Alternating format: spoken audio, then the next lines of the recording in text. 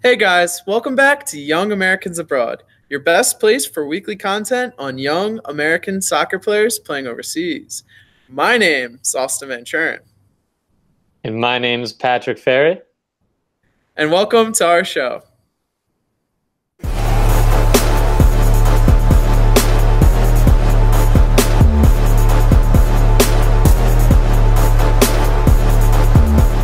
So guys, we're back for episode 22 in this season 2. And Pat, we got a lot to talk about today, including... That's right, Austin. We have one of our fan favorite strikers, Andrija, striking his way through the Eredivisie. We also have to cover 2 Bundesliga Academy graduates finally getting their first team opportunities over in the Bundesliga. And last but not least, Austin, one of our championship loanees making Team of the Week. So stay tuned to find out more. All right, guys, so the first player we're going to talk about is our fan favorite, our striker, Andrija Novakovich. So he actually scored the second goal in an unfortunate 4-2 loss against AZ Alkmaar, Josie Altidor's old team, by the way. But right. yeah, unfortunately, it was a bad result again for Sittard, who's given up 8 goals in the last 2 games. However, just to describe the goal for you guys, Andrija, right before the half, I think it was in stoppage time, shifted the ball onto his right foot and was able to kind of slot it into the bottom left corner. A deflection kind of helped, but again, it was from outside the 18, had enough power to get in, and that's another. I think that's his second goal in 4 games. So that's good for Andrija, Austin, that he's continuing to catch form after his injuries later on in 2018 there. Yeah, it's good to see him back on the score sheet. Just wish they could have, pulled out this game. They were ahead earlier on in the game, like you said. I think they're up 2-1 right before the start, or at the start of the second half. So yeah, it would have been nice to see them pull out the win. But we're happy to see Andrija score, and he's been scoring pretty regularly this year, at least when he's been playing. Yeah, that's right, Austin. He has, I think he's got 6 league goals in the Eredivisie this season, so he's striking his way through the league. But yeah, in all competitions as well, he has 8 goals and an assist, and just shy of 1,900 minutes overall. So not too bad, especially since, like I just mentioned before, there's about 4 games or so, I think during November, that he missed due to injury. And then he kind of got a few substitute appearances to come back in, and again has been in 2019 consistently getting minutes, playing very strong play, getting some solid goals there on the score sheet. And yeah, that's all we can ask for in his I guess his first year in the top tier of the Netherlands. Yeah, if all loan moves were that good, and if all players that went on loan got that many minutes, I'd be very happy pretty much every time. So yeah, can't really ask for much more, and he's scoring some. So yeah. So Pat, my one question to you is, I guess, what do you think Andrija's chances are of getting called up for the March friendlies? Yeah, Austin, I think that's a pretty good question. I think he's got a good shot. I think we saw a little bit of him, a very, very small sample size, not even enough to judge when he was called up under the Saracen weird era. I don't even know what you call that. Yeah, but, guess it was an error. Yeah, I guess. But yeah, it's hard to say. And again, he's, like you mentioned, life of a loanee. It's very hard to adjust to new clubs, and especially going up another division to the highest one. And it's very technical and a much quicker pace in the first tier there. And they're going against teams like Ajax and again, AZ Alkmaar. Yeah, who thought that? So pretty legit team. Yeah, pretty much real legit team. So he's been, has been showing very well for Sittard and keeping them afloat away from relegation. I think he's got a good shot. It's tough because, again, I don't think he's one of our top strikers, and I know with Josie kind of getting back from injury there, and right.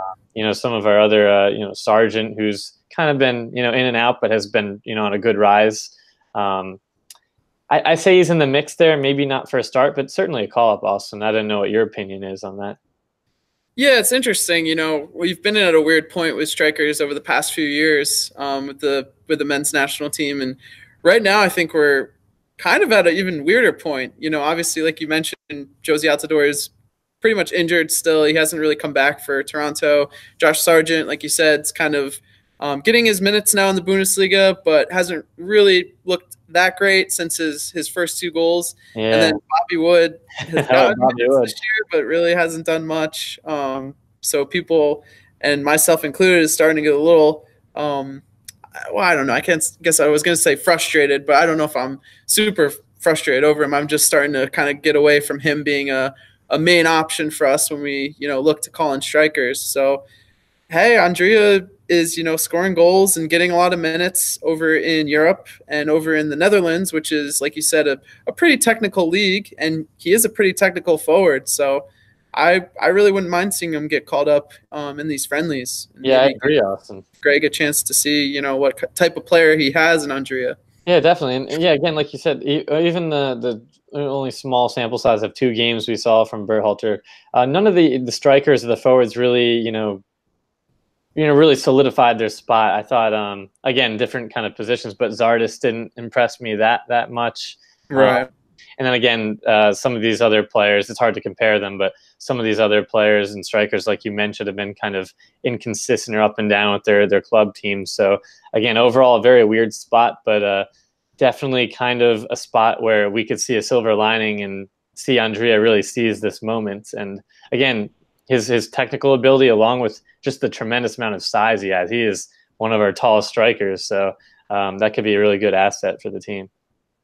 Yeah, I like what you said. So hopefully, hopefully we see him get called up. I don't know if we have many better options at the moment. So yeah, so why not? Yeah, why not Andrija? Yeah, but yeah, Austin, I think shifting to again one of our very dominant, strong performers in the midfield in the Bundesliga there. Yeah, and that would be one of our most consistent performers, at least over the past few months, and that would be Tyler Adams, who started and played 90 minutes yet again for Leipzig in their 1-0 win over Nuremberg this weekend. And this game was not the best game to watch. It was a game where Nuremberg really tried to frustrate Leipzig all day. Leipzig didn't come out and play their best game, but they did get the win, which is very important. And Nuremberg also missed a penalty in this game. So it was kind of an undeserved win. But with that being said, Tyler Adams played another pretty good game. This wasn't his best game in a Leipzig shirt, in my opinion, but I thought he did, influence the game like he has so far when he's been on the field for Leipzig. And I was again impressed, him coming back in and, helping Leipzig get another win and another clean sheet. So yeah, that's great news. Exactly, you can't ask for much more. And Austin, I guess just in Tyler Adams, his opinion, I know we have a lot of strong players. We have Pulisic and McKennie, a lot of players dominating in Europe. But what do you think about Adams kind of standing out from the rest? Or is there something about, do you see it as a mentality or just a skill set, the small sample size you've seen from RB Leipzig that really impresses you? Do you see a big future for him with the U.S.? Yeah, I mean, I definitely see a big future with the U.S. for him. But I also think, like you alluded to, his mentality, I think, is – we have some pretty good players with some good mentality. Obviously, Christian Pulisic had, a very tough time breaking into that Dortmund team and had to really, commit himself to the struggle of going overseas and trying to make it in an uncharted territory almost. But I think Tyler Adams definitely has the best leadership qualities out of any of our players, especially any of the players that we cover on our episodes. And that's the most exciting thing to me about, him coming over to Leipzig and really just, kind of like coming over, showing or proving things or proving, that he is a player that can succeed over in Europe right from day one. That's been the most impressive thing to me. He's really come in with a chip on his shoulder at Leipzig and hasn't been shy in any of the time he's been on the pitch for Leipzig. He's kind of come in and felt that he's belonged right from the start. So that was, the most impressive thing to me, and definitely shows, in my opinion, that he has, I would say, the strongest mentality out of, all 3 of the guys you mentioned, Pulisic, McKennie, and, himself. So I would go with Tyler.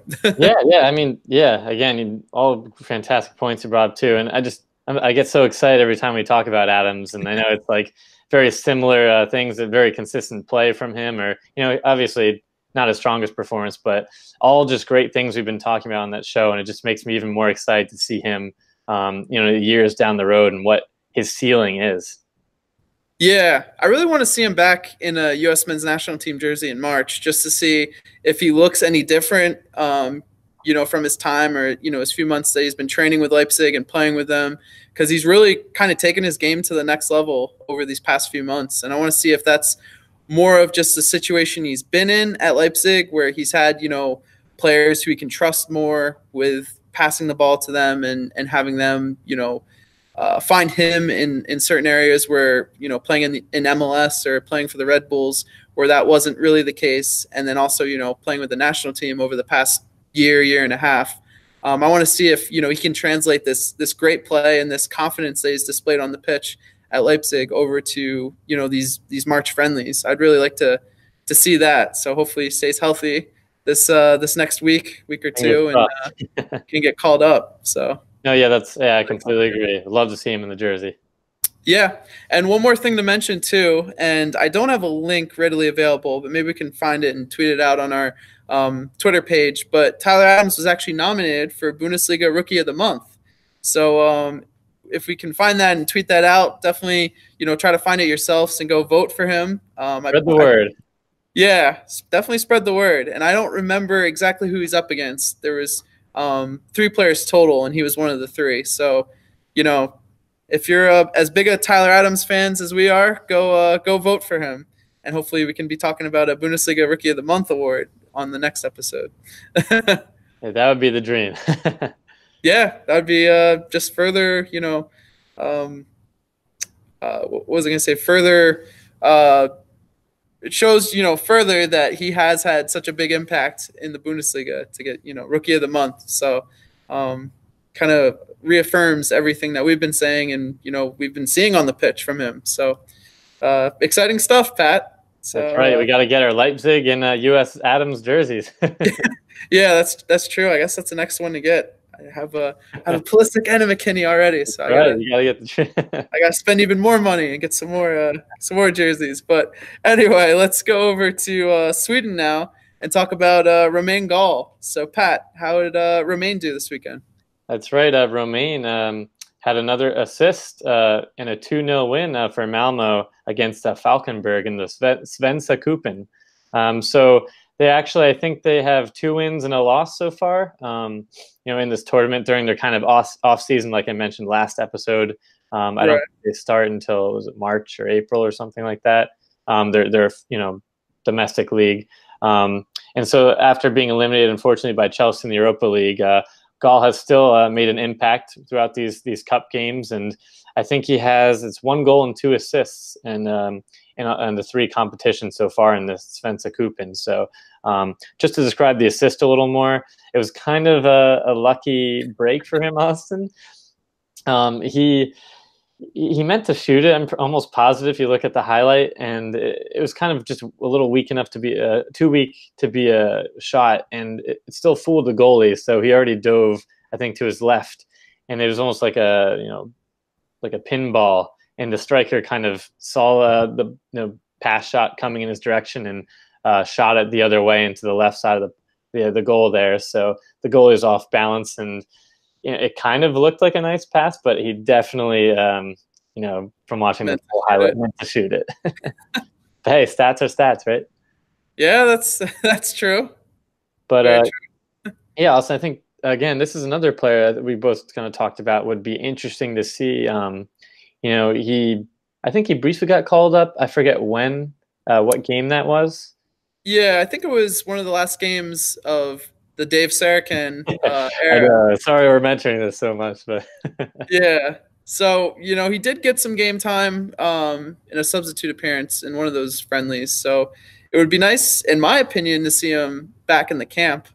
I think he's got enough technical ability and has some flair that we don't really have from a lot of other players. So yeah, I'd kind of like to see him bring that to a game. Yeah, definitely. Yeah, like you mentioned, just from the highlights and some of the games we've been able to catch. He's had some really nice shots and nice highlights. One of a crafty player that why not bring in for some more competition. Yeah, And I know, Sebastian Legit, excuse me, did very well in the January friendlies, or, the winter friendlies, the winter camp. And some other players like Georgi Mihailovic also played pretty well. I feel like there's one or two other midfielders, maybe Paul Arriola played pretty well, had a pretty good game this weekend as well for DC United. So, I feel those players especially would kind of be in direct competition with Gall to get called up. So we'll have to see what happens. I think Greg might reward some of those players that were called up in the winter camp and try to see, how they stack up against some of these European players coming in. And hopefully we get to see some of our best European players come in for this camp, and they're healthy enough. Because Christian Pulisic's back now, and hopefully Weston McKennie can get back to the field soon. But, yeah, hopefully, in my opinion, I'd like to see Gall over someone like Paul Arriola. Even though I'm a big Paul Arriola fan, I definitely would like to see Gall on the field another time, even if that meant sacrificing a call-up for Arriola. Because I feel like we know what Arriola is, and we know the quality that he has. I think he would do great this summer at the Gold Cup and be a really important player if we do call on him. So I feel like these friendlies might be time to kind of experiment, and especially for Greg, since he's new to the job. I completely agree with you. Yeah, just again, I don't want to harp too much on the same points, but yeah, again, there's some Sebastian. It's great to see him come back from injury, by the way. I think he was such a promising player, or a very skilled player before, and it's good to see him back. And then Mihailovic as well. But yeah, again, like you said, I think Gall has some good, pizzazz, I guess you could say, some good technical abilities he could add in there. And why not before the Gold Cup? You have a few friendlies coming up, so it'd be great to see a little more sample size of him in the U.S. jersey. But yeah, so congrats to Gall, and keep killing it in the Svenska Cupen until the season. Yeah, right. But Austin, again, I know this is an exciting topic. We have two Bundesliga academy players. Looks like they're on the rise here. Yeah, that's right. That's at least the story this week. And those two players would be Sebastian Soto and Chris Gloster. And obviously that would be both for Hannover 96 over in the Bundesliga. And so let me start, I guess, with Sebastian Soto real quick. So Sebastian actually played in a U19 game this weekend for Hannover and scored their only goal in the 5-1 loss. And the one caveat for this 5-1 loss was actually that Hannover 96's U19s gave up 4 PKs in the game. And that's how do you even do that, Austin? How? Yeah, I really don't know. And hopefully we can watch the film, because Hannover does usually put out a U19 recap of their games on YouTube. So maybe we'll get to see how they do that. But yeah, we'll check that out, and we'll try to put in the Soto goal for you guys as well. But I just wanted to mention that. And then obviously the news, I think it was Tuesday that it broke, was that Sebastian Soto and Chris Gloster will be called up to Hannover's first team for the final, few months of this season. And yeah, that's very exciting. It was Chris Gloster, Sebastian Soto, and like 2 to 3 other academy players from, I believe, their U19 team that got called up to Hannover's first team. And this was mostly because Hannover are not doing very well in the Bundesliga right now. That's right. What's their standing right now? They're yeah, right now they're in second to last in the Bundesliga, so that would be 17th position, Pat. And I believe they only have 14 points all season, which is, not very good. I think they've played in 24 games so far to this point. So, or maybe 26. No, I want to say 24. So yeah, 14 points in 24 games is, obviously relegation territory, as you can see. And yeah, even more background. So this past weekend, they played Stuttgart, which is the team in 16th place, and Stuttgart's in the relegation playoff position. If you know how the relegation works over in the Bundesliga, there's 2 positions that get automatically relegated at the end of the year, which is 17th and 18th. And then 16th is the Bundesliga relegation playoff position. So Stuttgart was in that position. They had 16 points entering the weekend. Hannover obviously had 14. And, this was a big game for Hannover, because if they won the game, they would have jumped over Stuttgart into that playoff relegation position with 17 points. But they ended up losing the game 5-1 to Stuttgart. So Stuttgart ended up gaining 3 points to go to 19 points and still stay in that relegation playoff position, but that just means that, now Hannover is 5 points back from a position that could maybe grant them safety and give them the opportunity to stay up in the Bundesliga. So not looking too good, Pat, for Hannover there. No, that's brutal. But on the bright side, like you mentioned, at least our youngsters are getting a chance, hopefully. Yeah, I mean that's not obviously a great situation for the club, and there's been some bad reports that a lot of their fans are unhappy with their coach that they just hired. I think at least like a month ago. It hasn't been that long, so if the fans are already upset with the new coach after a month, then that's obviously not very good. And now being 5 points back from just the playoff position to get out of the relegation zone. Yeah, that's not good. So, no. Yeah, but like you said, it gives an opportunity to two of our youngsters and two of our youngsters that we hope will take part in the U20 World Cup this summer. But maybe that plan now changes if they do see the field here. But yeah, it's really good to see. Just to go into some more detail about both these players. So Sebastian Soto, it's hard to really find his goal tally for the season because Transfermarkt doesn't keep stats for the U19 games that he plays in, and SofaScore, I believe, doesn't either, which is one of the websites I usually try to look on to see if he scored or not. So I want to say, and this is just after looking up all the games or, where people have been tallying them over the season on Twitter, Soto scored somewhere between like 15 to 16 goals for their U19 team this season, and he's played in about, I want to say, around 20 to 22 games total for the U19 team. And most of those games have come in the A Junioren League, which is the U19 league over in Germany. And I think one or two of them came in a cup, a cup competition that he was in. So, yeah, so that's, pretty good to see that he scored somewhere around like 15 goals in 20 games for the U19s there. That's very good numbers for a striker. Yeah, that's really solid, Austin. And do you think just because he hasn't been overall at Hannover too long, right? Is it right? This is his first year there. First year, right? Yeah, first year playing for the U19s. Mm-hmm. Wow, that's a step up. So it'll be interesting to see how he does with especially kind of, I guess, full grown. You could see the men, I guess, just in their late 20s to 30s, just fully developed, not youth players, Right.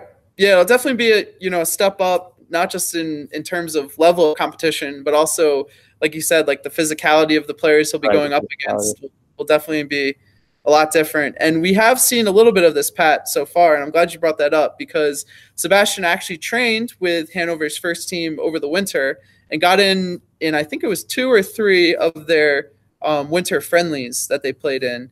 And that was the one thing I did notice, Pat, is that he was a little smaller than the players and also kind of got pushed around a little bit in those games. So that's definitely something to watch when he's on the field or, hopefully when he's on the field for Hannover before the end of the season to see, if he can cope with some of that size that he'll be facing at the Bundesliga level. And, hopefully we do see him on the pitch. That'd be pretty crazy to see both Josh Sargent, an American striker, and also Sebastian Soto, an American striker, getting Bundesliga. And Haji Wright. Hey, some great players there. And then also, I guess, what are your kind of thoughts, I guess, on Chris Gloster? I know we haven't touched on him too much on this show, but he's definitely had a good run of games, with the academy there, and his, I guess, call up. Yeah, so Chris Gloster is definitely an interesting prospect. The biggest thing I've started to realize in Germany, and I thought I understood kind of a lot of the teams' philosophies and how they use both their U19 team and their U23 team. And I've just come to realize, like, over this year, because I thought it was the players that they prioritized most and thought were young enough to have like a future in the Bundesliga were playing with the U19s. As we've seen kind of with Schalke, that's where Weston McKennie came through. And also, Haji Wright was kind of thought of as a prospect for the future until, some of their strikers went down injured this year. And they both were kind of playing with that U19 team when they got their opportunities. So I thought that was kind of the team that a lot of Bundesliga first teams would look to promote players. But Chris Gloster was playing with that U19 team to start the season, then got promoted to their their 2 team, which is their U23 team at Hannover, and has gotten a lot of minutes there. He's gotten, I believe it's 531 minutes in 8 games for Hannover 2. So that's not, that's not very bad. And I still, don't understand why. Not that I don't understand why, but it's interesting to see that Hannover are promoting players from both their U19 team and also their U23 team. So I'm not sure if that move up from the U19s to the U23s was because I guess Chris Gloster was better than the U19 level, but maybe it was because the U23s, obviously they're older players. It helps maybe defenders a little bit more to promote them up to that higher age group, since, like we were talking about before, the physicality is a lot different at a more senior level. So maybe Chris Gloster would get the opportunity to defend against some bigger players. But nonetheless, like you said, Pat, Chris Gloster has been promoted to the first team at Hannover, and I think he'll get an opportunity to at least show in training now that he's a player that Hannover should prioritize for the future. Yeah, I completely agree. So, all positives. I think just in terms of, again, maybe Hannover doesn't have the best season ending here. They could go down, up, whatnot, but you never know. Maybe if they do go down to Bundesliga or not, we'll see more of these guys with the first team. Yeah, and it's also interesting to note one more thing about Gloster is that for that 2 team, he's actually played a few games at the left wing position. So, Hannover has kind of experimented with him and using his speed because, he is a very pacey left back. And we've seen that kind of at the U20 CONCACAF Championship as well as like the U17 World Cup. So it'll be interesting to see, I guess, where Hannover see Chris Gloster fit to get on the field for them. It is also interesting to note that they've played with 5 at the back recently, or at least in their past few games. So, maybe they see Chris Gloster as the ideal left wing back for them, and hopefully, he can help them defend a little bit better as well as get forward and maybe put in some crosses into the box. So, we'll have to see what Hannover do. And one final point, I know I've said that a lot now, but one final point, I promise this is it. And I saw this from Brian Sheretta on Twitter, so give him a follow because he has great information that no one else really sees or knows about. But he did point out that Hannover have a negative 35 goal differential right now. I believe it's either negative 34 or negative 35. But that's if the Bundesliga season ended right now, and there's 10 games left to go. But if it ended right now, that would be the second worst goal differential ever for a team in the Bundesliga. So that just kind of shows you what defensive troubles Hannover has had all season. So, hey, maybe Chris Gloster is, someone that they think can help them do better than the worst. And why not? Yeah. So that's it for those 2 players. And like we said, and like we always say, we'll definitely monitor their progress, and hopefully we'll get to talk about them making their Bundesliga debuts this year. But now let's go over to England and talk about a player who got Team of the Week. Isn't that right, Pat? That's right, Austin. That's none of them. Cameron Carter-Vickers, nominated from the SofaScore Team of the Week for one of the best defenders in the championship. So great stuff to see CCV kind of getting back, obviously after his kind of roller coaster of form, I guess, for the year, you could say, with the Swans. So for this game, they played Bolton. It was actually today that we're filming this. A 2-0 win for them, and some impressive stat lines for him throughout this game. 100%, Austin, 100% tackles won, which is pretty impressive throughout the game. Yeah, wow. Shows you, again, his strength, his physicality, especially in the championship, as well as 94% passing accuracy. And another very, very important stat for both of us that we thought was 8 of 8 for long balls, so 100% throughout the game. So that's an area I think we both thought he needed to improve on. Yeah, that's really promising that, like you said, his passing accuracy was 94% and 8 of 8 long balls. Like, that's the one, I guess, criticism that we had on Cameron Carter-Vickers is just his passing and his ability to play with the ball at his feet. We were kind of unsure of, whether or not he could do it. But that's that's progress right there. That is progress. And yeah, again, you brought up some good points, because we've been able to catch him now with the US for a while, and he's really good with those physical players. But again, when the game gets a little more technical or they need to build out of the back, he has been shaky at times, I guess. Has been his fault, for that build-up play. But again, he seems to be learning, improving. He's only 21 still, Austin. Like you've been mentioning, seems like we've been talking about him forever, which is a good thing. Right. Yeah. Yeah. So, and again, just to touch on some more of, I guess, his minutes overall in the championship so far. He has just over, I think it's around 1,300 minutes in 18 games. So he had a good stretch, I think, to start off the season, then kind of tailed off. But now recently, I think it's the past, few months, has been really commanding the starting spot, getting the 90 minutes, and has looked pretty impressive. And Swansea, I know, sits kind of in the middle. They've had some good games, some bad games. Again, kind of that roller coaster of a season for them as well. But again, always good to see Cameron Carter-Vickers heating it up before these friendlies in the Gold Cup. Yeah. Yeah, and I think we talked off air. We would like to see him get called up for these March friendlies over maybe some other options at center back, just because he's been a consistent performer in the championship. Yeah, that's right, Austin. Yeah, I think we definitely should give him a shot. I know he's got some competition. Again, Brooks has been incredible. Right. Miazga, he's had a tough go with Nantes, but has kind of found his footing again. Has still been a pretty consistent U.S. center back, you could say, over the past few years, and a few other players in the mix. But Cameron Carter-Vickers is definitely someone that should be called up. Again, maybe not a guaranteed starter, but should see some minutes. Yeah, I think he's had probably abroad. Maybe let me put that caveat out there. Abroad, he's had one of the most consistent seasons of all of our center backs. Obviously Aaron Long was MLS Defender of the Year. That's probably another player who deserves to get called up here in March. But yeah, that's awesome to hear that Cameron's progressing in the championship. That's great.